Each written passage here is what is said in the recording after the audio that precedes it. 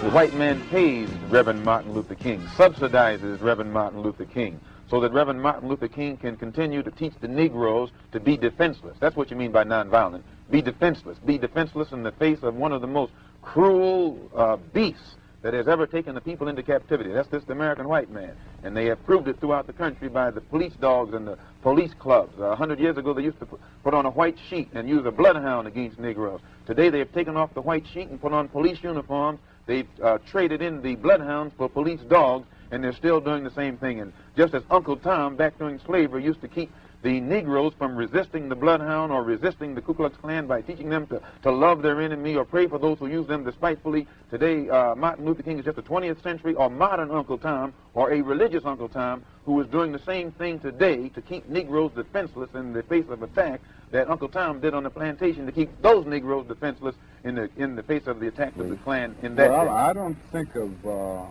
love as, in this context, as emotional bosh. I don't think of it as a weak force, but I think of love as something strong and that organizes itself into powerful direct action. Now, this is what I tried to teach in the struggle in the South, that we are not engaged in a struggle that means we sit down and do nothing. That there's a great deal of difference between non-resistance to evil and non-violent resistance. Non-resistance leaves you in a state of stagnant passivity and deadened complacency, wherein non-violent resistance means that you do resist in a very strong and determined manner.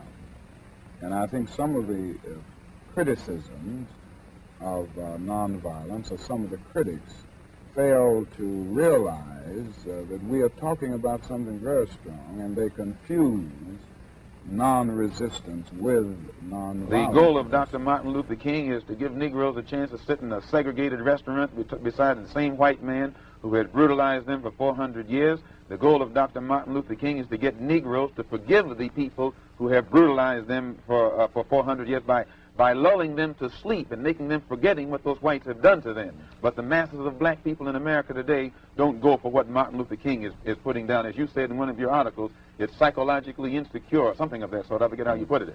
But you didn't endorse what Martin Luther King was doing yourself. I do not reject his goals of full integration and full equality rights for American citizens. Do you reject these goals? If you don't think that he's walking on the right road, I'm quite sure you don't agree that he'll get to the right place. And if you would classify his method as psychologically unrealistic, I think that if a man's method is psychologically unrealistic, which means the road or the means or the method that he's using, I think as a psychologist, you would be very doubtful that he would reach the right. If anyone has ever lived with a nonviolent movement in the South, from Montgomery on through the Freedom Rides and through the sit-in movement and the recent Birmingham movement, and see the reactions of many of the extremists and reactionaries in the white community, he wouldn't say that this movement makes, or this philosophy makes them comfortable. I think it arouses a sense of shame within them often, in many instances. I think it does something to touch the conscience and establish a sense of guilt. Now, so often people respond to guilt by engaging more in the guilt-evoking act in an attempt to drown the sense of guilt. But this approach certainly doesn't make the white man feel comfortable. It disturbs the other thing, conscience, and it disturbs this sense of contentment. Nothing will they ever do. They will always talk it, but they won't practice it. And with the Supreme Court, if the NAACP can tell me that they want a desegregation decision for me 10 years ago, but yet the schools haven't been desegregated, as I say, this is a victory with no victory. It's a victory that you can talk about, but it's a victory you can't show me. So if you represent the NAACP and you're telling me about this great victory you won for me, when I look at you, I have to conclude that either you have been duped yourself or else you are trying to dupe me.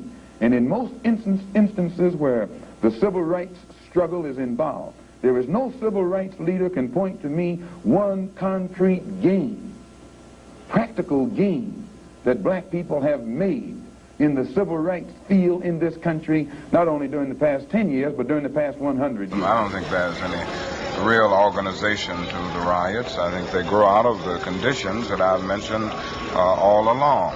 And as long as these intolerable conditions are there, as long as the Negro finds himself living every day in a major depression, then every city will sit on a powder keg and can explode over the slightest incident. I feel that killing is a very tragic way to deal with any social problem. There is no violent solution to the problem that the Negro confronts in this country, and this is why I have constantly said that riots are socially destructive and self-defeating. After all, the Negro ends up on the losing end.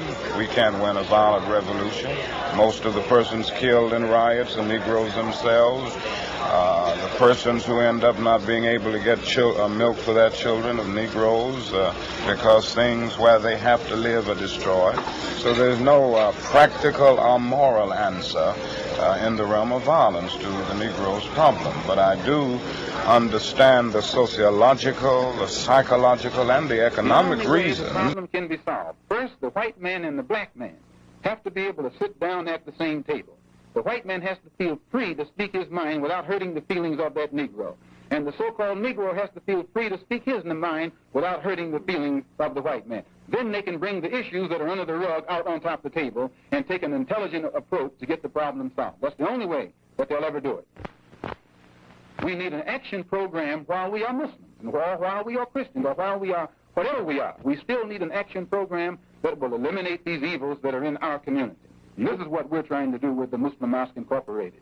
Do you consider yourself militant? I consider myself Malcolm. Well, I think we have to agree that this appears to be the result of an internal conflict within the black nationalist movement. So I think the first thing that needs to be done is for a conference of goodwill to take place between black nationalist leaders. This was why I suggested a few days ago that the followers of the late Malcolm X and the followers of Elijah Muhammad should sit down at the peace table together, so to speak, and discuss this problem and try to reach some understanding. I don't think, and I'm sure, that nothing can be accomplished by violence. It only leads to new and more complex social problems. I think it is unfortunate for the black nationalist movement. I think it is unfortunate for the health of our nation. I may not get there with you, but I want you to know tonight that we as a people will get to the promised land. I'm really happy for you. I'm going to let you finish. But Beyonce had one of the best videos of all time.